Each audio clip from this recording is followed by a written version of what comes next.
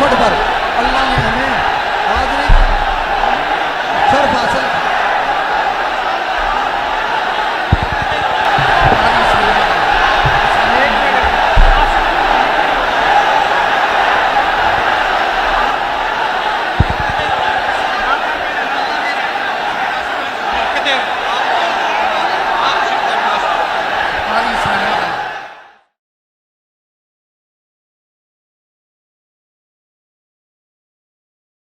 السلام علیکم ورحمۃ اللہ لا حول ولا قوة الا باللہ حسبنا اللہ ونعم الوکیل یا حی یا قیوم برحمتک استغیث لا الہ الا انت سبحانک انی کنت من الظالمین ربنا آتنا من لدنک رحمہ وَهِيِّئْ لَنَا مِنْ أَمْرِنَا رَشَدًا اللهم صل على محمد وعلى آل محمد. السلام علیکم. وعلیکم السلام. پچھلے دنوں داتا دربار پہ بریلوی مفتی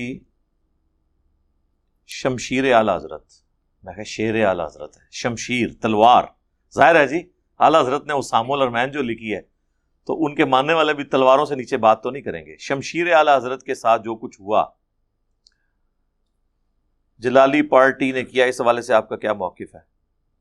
یہ تو واقعات بڑھیں گے میرے بھائی، یہ پہلے بھی ہوتے تھے لیکن پبلکلی رپورٹ نہیں ہوتے تھے. پروفیشنل جیلسی جو علماء کے درمیان پائی جاتی ہے نا، ایون پیروں کے درمیان، مدرسوں کے درمیان، ایک ایک مکتب فکر کے دو علماء کے درمیان جو پروفیشنل جیلسی ہے، اس کا انجام یہی ہوا کرتا ہے. پہلے یہ چیزیں پبلکلی رپورٹ نہیں ہوتی تھیں، اگر ہوتی بھی تھیں تو وہ اس خاص ایریے تک. اب چونکہ یوٹیوب میں چیزیں آ جاتی ہیں ویڈیو ریکارڈنگ کے بعد، لہٰذا اب اس سے بھاگنے کی گنجائش کوئی نہیں ہوتی. دنیا میں اختلاف کے بغیر تو کو ایگزسٹ کیا ہی نہیں جا سکتا. اللہ تعالیٰ نے انبیاء اور انبیاء کے مخالفین بھی ایک ہی وقت میں دنیا میں بسائے ہیں، تو باقیوں کو تو آپ چھوڑ دیں. تو یہ سلسلہ تو رہے گا ہمیشہ. اب جب اختلاف چلتا ہے تو دوسرے کو ڈی فیم کرنے کے لیے یہ بڑا آسان طریقہ ہوتا ہے کہ ہزاروں کے مجمع میں آپ 15-20 کمیٹڈ لوگ کھڑے کر دیں جو شور مچا دیں کہ ہم نے یہ پروگرام نہیں ہونے دینا. تو لگتا یہی ہے کہ سارے کھڑے ہو گئے. 15-20 تو وہ کھڑے ہوتے ہیں نا، پچھلے کے جو سینکڑوں لوگ ہیں نا وہ ویسے ہی کھڑے ہو جاتے ہیں کہ پتہ نہیں آگے کیا ہو گیا. اور پھر اس طریقے سے شور شرابہ کیا اور اس میں انہوں نے جوتیاں بھی لہرائیں. وہ ویڈیو آپ نے دیکھی ہے، کئی ایک جگہ پہ اپلوڈ ہوئی ہے، لاکھوں لوگ دیکھ چکے ہیں.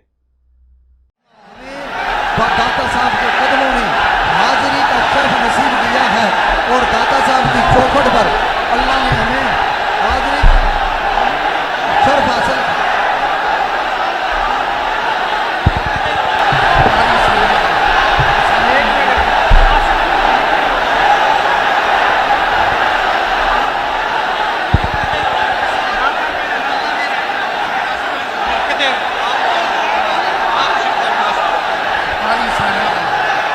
اس کے بعد پھر صرف انہی کو نہیں، عرفان شاہ مشہدی صاحب کو بھی انہوں نے اٹیک کرنے کی کوشش کی. اس کے جواب میں مفتی حنیف قریشی صاحب کی بھی ویڈیو آئی کہ ہم بھی ایسا ہی کر سکتے ہیں لیکن ہم علمی اختلاف کو علمی ہی رکھیں گے. بہرحال میں نے بہت پہلے یہ چیز پریڈکٹ کی تھی. بارہا میں اپنی نجی محفلوں میں کہتا ہوں کہ یہ ہو کے رہنا ہے ایک دن. الٹیمیٹلی دو تقسیمیں رہ جانی ہیں. ایک وہ لوگ ہوں گے جو اپنے آپ کو حسینی سمجھتے ہوں گے، اور دوسرے وہ ہوں گے جو اپنے آپ کو بنو امیہ کے غلام سمجھتے ہوں گے. اور آپ دیکھیں یہ آواز ہر مکتب فکر میں اٹھ گئی ہے. اس کو آپ کہہ لیں کہ تطہیر شروع ہو گئی ہے.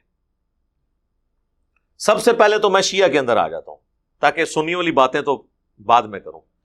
اہل تشیع کے ہاں جس لیول کی بدعت آ چکی ہوئی تھی، جس قسم کے شرکیہ عقائد آ چکے ہوئے تھے، اس چیز کی ضرورت تھی کہ کوئی ایک بڑی پرسنالٹی جو ان کے اندر سے اٹھیں اور ان کی اصلاح کی کوشش کریں.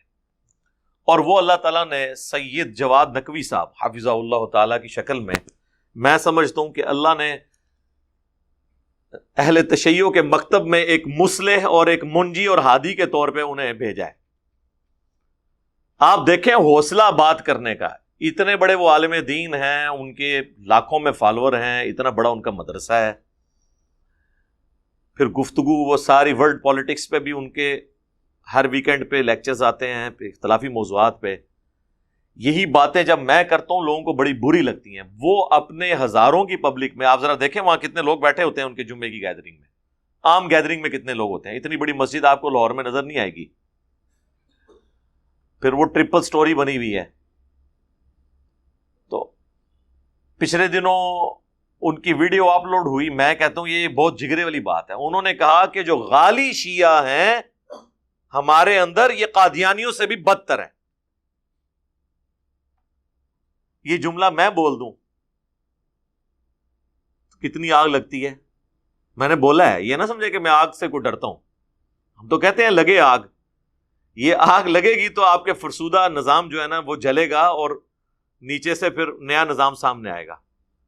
پھر انہوں نے کہا کہ قادیانی ختم نبوت میں شرک کر رہے ہیں،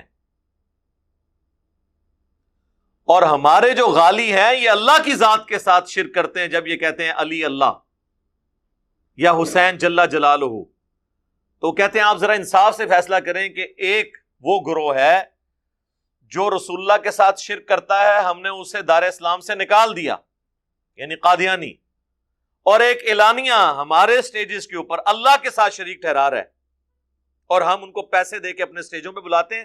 ان کو تو ان سے پہلے اسلام سے باہر نکالنا چاہیے. یہ جواد نقوی صاحب کہہ رہے ہیں. غالی وہ طبقہ ہے جو قدیم غالی پرانے زمانے کے، وہ فقط علی علیہ السلام کو نعوذ باللہ اللہ کا درجہ دیتے تھے. لیکن موجودہ نسل غالیوں کی یہ تمام ائمہ کو، اہل بیت کو اللہ کا درجہ دیتے ہیں. بلکہ پاکستان کے غالی تو ذوالجناح کو بھی اللہ کا درجہ دیتے ہیں. وہ تو بہت آگے نکل گئے ہیں باقی تمام غالیوں سے. یہ غلیظ ترین قسم ہے غالیوں کی جو اس وقت پاکستان میں ہے. شیعہ کے اندر وہ شیعہ نہیں ہے، غالی شیعہ نہیں ہے. یہ شیعوں کی بہت ہی سمجھے کوتاہی ہے، شیعوں کی ایک سستی ہے کہ غالیوں کو اپنے مذہب سے جدا نہیں کیا انہوں نے، اور غالیوں کو علیحدہ نہیں کیا. قادیانیوں سے بدتر غالی ہیں، چونکہ قادیانی اللہ کا شریک تو نہیں ٹھہراتے کسی کو، خاتم الانبیاء کی خاتمیت کے منکر ہیں، اور اتنے غلیظ کافر قرار دیے گئے ہیں کہ ان کا نام لینا کوئی پسند نہیں کرتا. اتنی نفرت مسلمانوں کے اندر ان کی نسبت پیدا ہوئی ہے. لیکن غالی جو ان سے کئی درجہ بدتر ہیں، چونکہ وہ لوگ اللہ کا شریک ٹھہراتے ہیں، وہ اللہ کی الوہیت کا انکار کرتے ہیں، لیکن ان کے لیے وہ احساس نہیں پایا جاتا. تو یہ شیعہ کو یہ کام کرنا چاہیے کہ یہ دھوئیں اپنے دامن سے. غالی نہیں ہیں، مسلمان نہیں ہیں، اسلام سے ان کا کوئی تعلق نہیں ہے. تشیع تو دور کی بات ہے. یہ شیعہ کے اندر سستی ہے، اور اس کا خمیازہ شیعہ کو بھگتنا پڑتا ہے. یہ غالی جتنا شرک و کفر بکتے ہیں وہ شیعہ کے نام درج ہو رہا ہے، وہ شیعہ کے نام لکھا جا رہا ہے. شیعہ یوں کہتے ہیں، شیعہ یوں کہتے ہیں. اجل ہیں، پاک ہے دامن تشیع شرک سے، کفر سے، اور ان چیزوں سے جو غالی انجام دیتے ہیں. اتنے حوصلے کی بات ہے.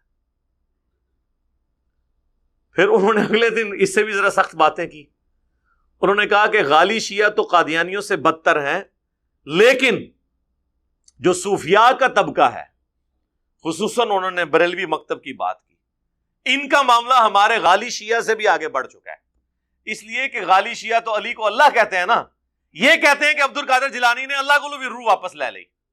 باقی مذاہب کے پیشوا ہیں، ان کے بارے میں جو غلو ہوتا ہے، ان کے بارے میں غلو اس سے کہیں زیادہ ہے جو غالی علی علیہ السلام کے بارے میں کرتے ہیں. مثلا حضرت غوث اعظم کے بارے میں عام آج آپ کے پاکستان میں جو ان کے معتقدین ہیں، مریدین ہیں، جو غلو شیخ عبد القادر جیلانی کے متعلق کیا جاتا ہے، اس کا 10واں حصہ بھی علی علیہ السلام کے بارے میں نہیں کیا جاتا. وہ تو بالکل اللہ سے بھی اوپر کہ اللہ نے شخص کو مار دیا، شیخ نے جا کر زندہ کر دیا. اللہ نے روکنے کی کوشش کی کہ میں نے مار دیا ہے، زندہ نہ کرو.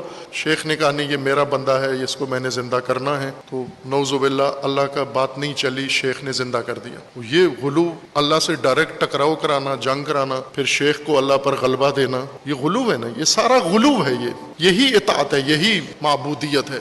ہاں، اب لاجیکلی سپیکنگ آپ دیکھیں نا ذرا، جب میتھمیٹیکل ایکویشنز بنتی ہیں نا پھر ویسے ہی بنتی ہیں. وہ آپ نے سنا نہیں، وہ جمال الدین قادری بغدادی صاحب کہتے ہیں کہ جی چھڑ دیو عبد القادر وچ پی گیا. عبد القادر دیاں میں گلاں سناواں اپنے بابے دیاں تے تواں پٹھا کر کر ماراں. میں تو اللہ دی قسم ڈردا جڑیاں گلاں بابے غوث پاک نے فرمائیاں. آپ دا ایک مرید ہو گیا فوت، ہن سنو، فرماتے ہیں ایک بندہ فوت ہو گیا تو اس کی قبر میں جب فرشتے اس کو عذاب دینے لگے نا گر سے، تو بابا اور چلے گئے قبر. ہن مرزا جیلمی بولے گا اچھے غوث پاک کہاں سے چلے گئے؟ ایک کتے دے دماغ میں جو پاؤنک تو سوا ککھ نہیں آؤں. کتے دے دماغ میں جو پاؤنک تو سوا ککھ نہیں آؤں، ککھ نہیں آؤں کہ کیسے یہ قبر سے نکلے گئے. بابے اور فرمانے ہیں بھائی وہ مرید تھا میرا غوث پاک، تو میں نے اپنے رب سے کہا پروردگارہ نسبت میری ہے انہوں چھڑ دے. تو اللہ پاک نے فرمایا ایک گل بڑی لمبی ہے میں وچوں حذف کر رہا ہوں. اللہ پاک نے ارشاد فرمایا فرشتیوں ہٹ جاؤ پیچھے. عبد القادر وچ پہ گئے. اللہ اکبر. یعنی جس طرح دو پلوان اکھاڑے میں اتر آئے ہیں، تو مجھے بتائیں کہ دو پلوان اکھاڑے میں اتریں اور ایک اپنی بات منوا لے دوسرے سے، اس کا ڈیسیژن چینج کروا لے، تو تگڑا کون ہوا؟ جو ڈیسیژن چینج کرائے، یعنی عبد القادر جیلانی. اور کمزور کون ہوا؟ اللہ. یہی رزلٹ نکال رہے ہیں نا اس سے. ہاں یہی ہے. قرآن تو کہتا ہے کہ کوئی نبی بھی دھونسنی کے کسی طرح اللہ تعالیٰ کے اوپر کر سکتا. کوئی شخص اللہ کے حضور کسی کی سفارش نہیں کر سکتا مگر اس کے اذن سے. سورہ الزمر میں آیا کہ اے نبی جن کے لیے عذاب کا فیصلہ ہو چکا کیا تم انہیں آگ سے بچا لو گے؟ اتنی بڑی بات. سورۃ البقرہ میں آیا اے نبی ہم آپ سے نہیں پوچھیں گے لوگ جہنم میں کیوں چلے گئے، آپ کا کام صرف دعوت پہنچانا ہے. سر کتابوں کا خدا تو بڑا ڈاڈا ہے، وہ تو گفتگو اس سٹائل میں کرتا ہے کہ وہ کہتا ہے کہ میرے ساتھ کیا میرے قریب بھی کسی کو نہیں لے کے آنا. پھر نبی علیہ السلام کے مبارک زبان سے کہلوایا جا رہا ہے قل ارائیتم ان اہلکنی اللہ ومن معی او رحمنا فمن یجیر الکافرین من عذاب علیم. اے نبی تم فرماؤ کہ اگر اللہ تعالیٰ مجھے اور میرے ساتھیوں کو، میرے اصحاب کو ہلاک کر دے، یہ بفرض محال سمجھانے کے لیے، تو بتاؤ کافر اپنے آپ کو اللہ کے عذاب سے کیسے بچا سکتے ہیں؟ ان کو کون بچانے والا ہوگا؟ یعنی ہم بھی اس چیز سے ڈرتے ہیں کہ ہم بھی اللہ کی نافرمانی کریں تو اللہ ہمیں بھی پکڑ سکتا ہے. قرآن میں 3 دفعہ یہ آیت آئی، میں نے کئی دفعہ ریپیٹ کی ہے، سورہ الزمر میں، سورہ یونس میں، سورۃ الانعام میں. اللہ تعالیٰ نے اپنے محبوب صلی اللہ علیہ وآلہ وسلم کی مبارک زبان سے کہلوایا ہے قل انی اخاف ان عصیت ربی عذاب یوم عظیم. اے نبی تم فرماؤ کہ مجھے تو خود اس بات کا خوف ہے کہ بالفرض اگر میں بھی اپنے رب کی نافرمانی کروں تو بڑے دن کا عذاب مجھے بھی آ پکڑے گا. تو یہ غلوف والا مسئلہ آپ دیکھیں انبیاء کے ساتھ ہی ہوا ہے. ظاہر ہے انبیاء کو ہی اللہ کے ساتھ شریک ٹھہرایا جائے گا، اللہ کے نیک بندوں کو. ظاہر ہے اللہ کے دشمنوں کو تو نہیں ٹھہرایا جائے گا. حضرت عیسیٰ ابن مریم کے بارے میں ڈیوینٹی کلیم ہوئی ہے نا، اور ہمارے نبی علیہ السلام پہلے ہی خبردار کر رہے ہیں، صحیح بخاری میں حدیث ہے، دیکھنا میری اس شان کو اس طرح بلند نہ کرنا جس طرح نصارہ نے کیا. میں اللہ کا بندہ اور اس کا رسول ہوں، مجھے اللہ کا بندہ اور اس کا رسول ہی کہنا. اہل تشیع میں یعنی اس طرح ایک اسکالر دیوبند میں آپ دیکھ لیں، مولانا طارق جمید صاحب نے بھی تھنک آؤٹ آف باکس کیا اور اہل البیت کے حوالے سے انہوں نے ایک واضح سٹانس لیا. من کنت مولاہ فہذا علی مولا، یہ حدیث بیان کی. پھر سیدنا علی کے فضائل بیان کیے. حضرت علی کے بارے میں اللہ کے نبی نے فرمایا من کنت مولاہ فعلی مولاہ، جس کا میں مولا ہوں علی اس کا مولا ہے. اور یہاں مولا سے مراد دوست نہیں ہے، یہ ہم دوست کا ترجمہ کرتے ہیں آقا، سردار.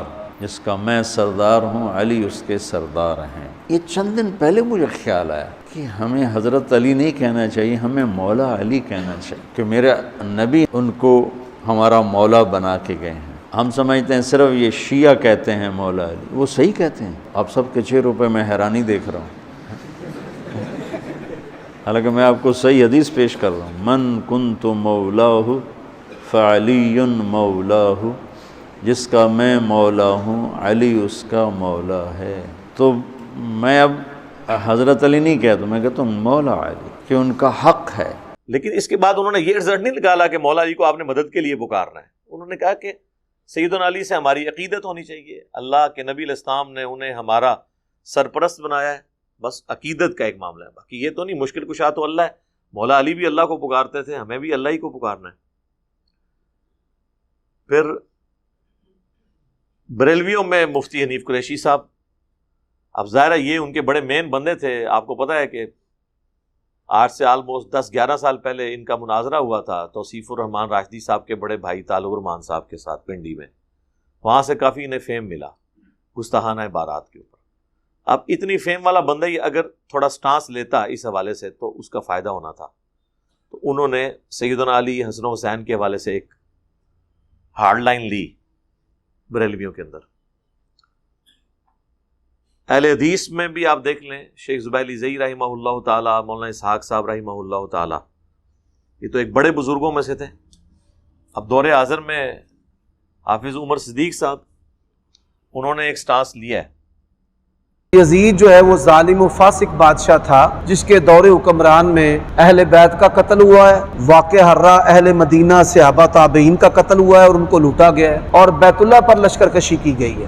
منکرین حدیث جتنے بھی ہیں وہ سب یزید کے حامی ہیں اور سیدنا حسین اور اہل بیت کے مخالف اور دشمن ہیں۔ آپ یہ دیکھیں کہ حافظ ابن حجر اور امام ذہبی اور ابن تیمیہ رحمہم اللہ یا دیگر افراد جو حدیث قسطنطنیہ کا مصداق یزید کو قرار دیتے ہیں، اس کے باوجود بھی وہ اس کو فاسق اور ظالم کہتے ہیں۔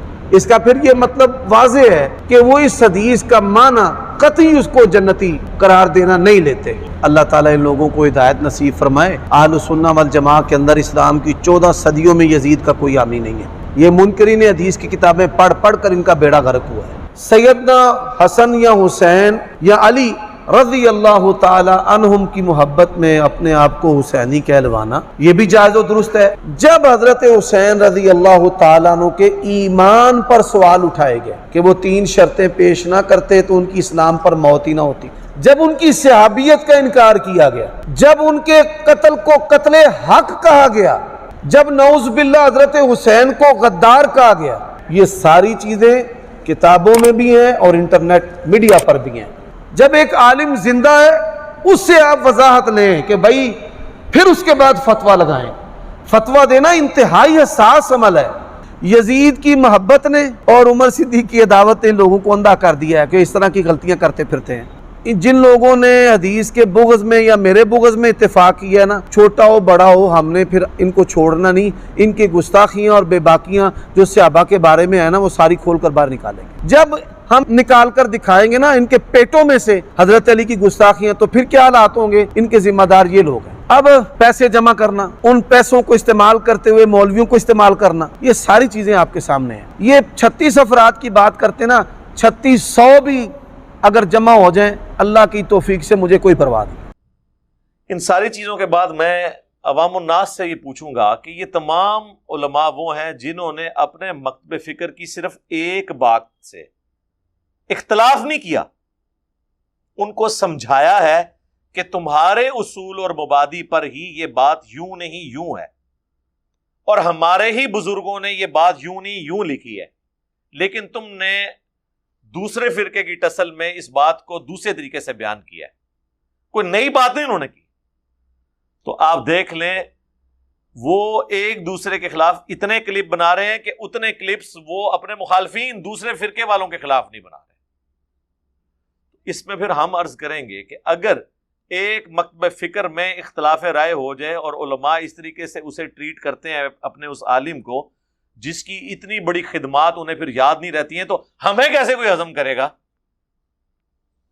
یعنی طارق جمیل صاحب اگر ہضم نہیں ہوئے ہیں دیوبند کے علماء کو، عمر صدیق صاحب ہضم نہیں ہوئے ہیں اہل حدیث کو، جواد نقوی صاحب اہل تشیع کو، مجھے خود جواد نقوی صاحب نے بتایا ایک بہت بڑے پاکستان لیول کے عالم دین کے بارے میں، وہ کہتے ہیں میرے ایک سٹوڈنٹ سے ان کی ملاقات ہوئی اور انہوں نے کہا کہ اگر میرے پاس ریوالور ہو اور اس ریوالور کے اندر ایک ہی گولی ہو اور شیمر کھڑا ہو اور جواد نقوی، تو میں جواد نقوی کو ماروں گا۔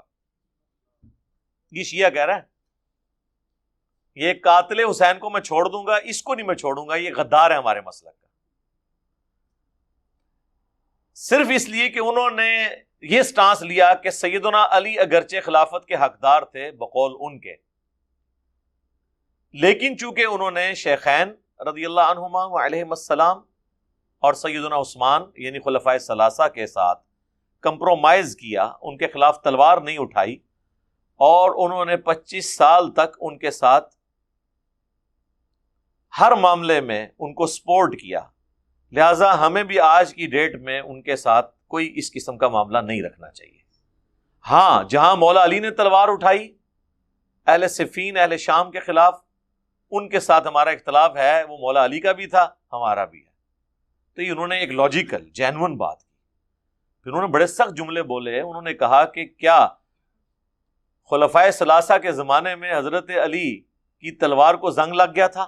اس وقت تو حضرت علی زیادہ جوان تھے. نبی علیہ السلام کی وفات کے وقت مولا علی کی عمر صرف 34 سال تھی.